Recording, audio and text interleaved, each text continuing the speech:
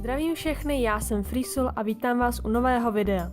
Letos v zimě to už vlastně bude 10 let, co jsem začala sbírat modely. A troufám si říct, že se mi jich tu za tu poměrně dlouhou dobu povedlo nashromáždit docela slušné číslo.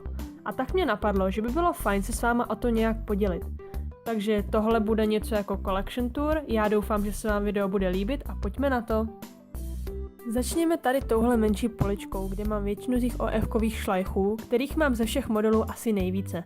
Abych pravdu řekla, nejsem si teď vůbec jistá, kolik jich přesně mám, ale tuším, že to bude něco přes 100. Všichni mají jména, ale říkat je tu nebudu, protože by to bylo prostě na strašně moc dlouho. Za zmínku stojí asi jen Sečmo, hned tady na kraji a poté Sweet Cinnamon hned o kousek vedle.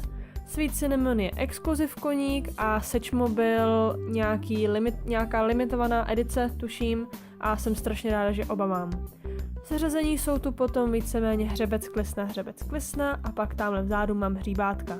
Jenom tady vepředu, tady mám vedle sebe koníky, co jsou na stejném moldu, ale jsou jinak zbarvení. Hned opatro výše mám část sbírky Rare Traditional koní. Konkrétně tu je Comcommon Gamina, ze kterého je teď Joey z válečného koně a malovala mi ho kamarádka. Pak tu mám Comcommon Hairwell Frisáka, který ale ještě půjde rozhodně předělat, protože je to strašný a musím se naučit lépe lepit mohair.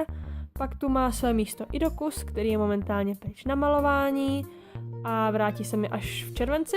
Dále tu je Enchanted Forest, Strikey, Harley D. Zip, Pinto Klisna, As Just a Dream, Gigi Valentine, Heartbreaker, Zeniaty první hříbě a Zeniata.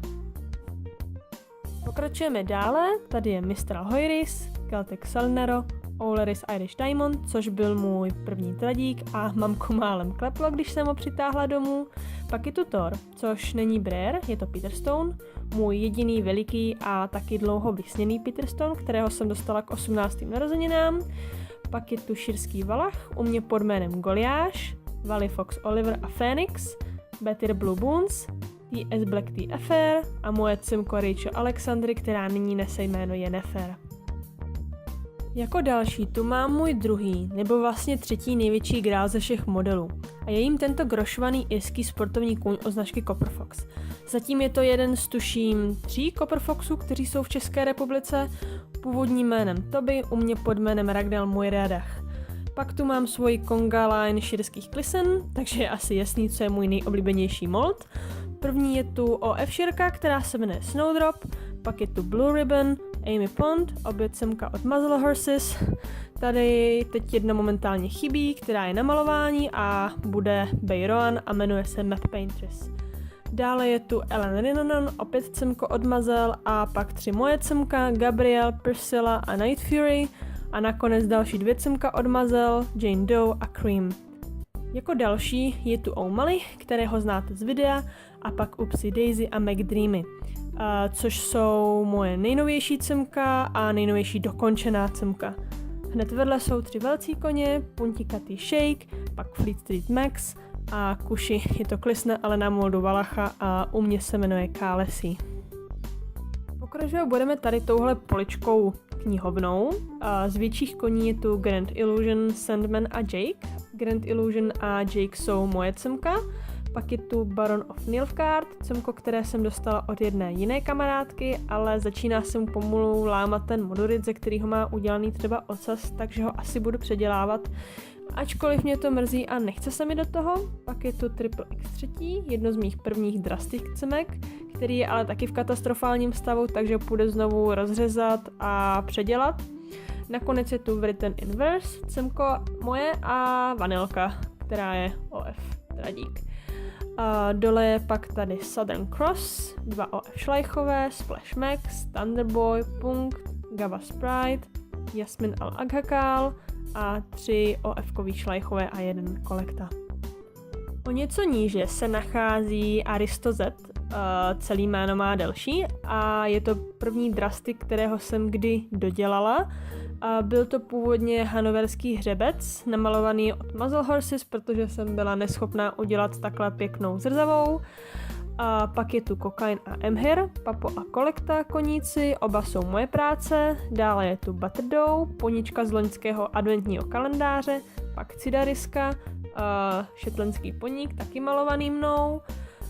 k hříbě z kalendáře, Cocoa Dream, Arab z kalendáře, který se mi teda ani zamák nelíbí, protože prostě podle mě je špatně do něčeho tak drahýho, jako je ten kalendář, to malování takhle odfláknout. A pak je tu OF Markská klisna. O poličku níž mám takový spíš mix figurek. Jako první tu mám Chipsíka a Stablíka, udělaný jako Sif a Lokiho od Marvela. Pak tu mám nějaké psy, cemko safari koníka, který se jmenuje One O'Clock Call. Je od Mazel, další pejsky, poníka od mojí ségry, který tu má své čestné místečko, další cimko od Mazel jménem Sunset a pak tu mám svoje lištičky a velikého setra k traditional koníkům. Ještě o něco níže mám stablíky, opět jmenovat je nebudu a jsou mezi nima i dva chipsíci od Peterstona, který jsou tady hned vedle sebe, je to Joey a černý frýzák a frýzáka naprosto miluju. Zase o něco níže mám jednoho OF kolektu a dva OF šlajchy a pak tu mám ještě tuhletu cimkovou kolekta Achaltekinku jménem Xenie. Je to jediný cimko zahraniční, který mám a je z Německa. No a pak tady mám dalších pár zvířátek, kočičku, pejska, Tardis a plačícího anděla, takže... Don't blink. Don't even blink. Blink and you're dead. Úplně dole mám jednu OF kolekta kobylu, OF šlajcha a pak tady mám cimko misurského klusáka od kolekty Missouri Toffee a hned vedle má svoji OF-kovou ségru. Pak je tu další moje cimko jménem Bumblebee a dva koníci z předloňského adventního kalendáře Tess a Jack the Ripper. Další poličku prolétnu jen tak rychleji, protože je fakt veliká a jmenovat budu jenom cimka. Takže tady nahoře jsou nějaký OF poníci, pod nimi jsou dvě cimka od Mazel, Benedikt a Kazimír, pak dvě moje cimka, Regis a Loki. Níže je pak Cavalier Flair, Katniss, Stania, Mates a jeden OF poník, Katis je od Mazel, zbytek je můj. Dál pak Serendipity a November Rain, opět od Mazel, pak Mickey a dvě má cimka Arabů, Hansel a Gretel, Jeníček a Mařenka, kdyby někdo nevěděl. Zase níže je Bellatrix, Paladin, Laika a Yuriko Andy, všechno má cimka. Níže pak Scarlet Dancer, což je jedno z mých nejstarších cimek, který jsem ještě nepředělala, ale předělávat ji budu. Pak je tu Don Frederico, Mockingjay a Chokbar O Magic. První dva jsou práce Mazel, poslední je můj a není hotový. Dále je tu Galactica, zase od Mazel, dva OF kolekta koně a Jack Daniels, Morgan, kterého mám rozdělaného. Níže jsou pak nějací OF koně, Papo kolekta Woollyland, pak tady úplně dole je Caesar, Indian Paintbrush, River Song a ještě jedno cimko, který si nemůžu vybavit jméno.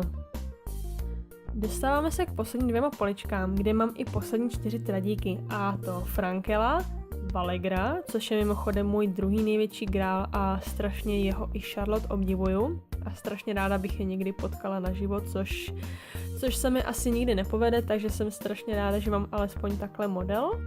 Pak tu mám Marvaryho, kterého jsem pojmenovala Sunset Warrior a cimko anglického plnokrevníka od Mazel, který se jmenuje Roller Coaster. Dál tu mám další 4 ofíky šlajchy a 3 stablíky, Rascal Kapak, Battlecry a Merlin, další 3 ofíky, cimko hříbátka od Mazel jménem Blue Splash, další ofíky a tohle je Copper Captain, tady stablici, Rio, Fuego a Generál a to je z téhle poličky všechno. Tady úplně vzadu mám zbytek šlajchů, první jsou Daryl a Redwood, oba je znáte z videí, dále Donnerhall, Lizzie, Artemis, Atrey, Joey, je to ta Joey a píše se to s Y, Grácie, Cela, Diva, Prase, nepřejte se, proč se tak jmenuje, prostě je to Prase, Jaskier, Sheriff Porkan a Mr. Fox. Tady nad nimi jsou ještě 2 spínající se šlajchové, bílej půjde přemalovat a moje cimko hypogryfa jménem Patriot. Jako posledního koníka tu mám cimko velkého kolekta koně a jmenuje se Azraf. No a to by asi z dnešního videa bylo úplně vše, protože víc modelů nemám.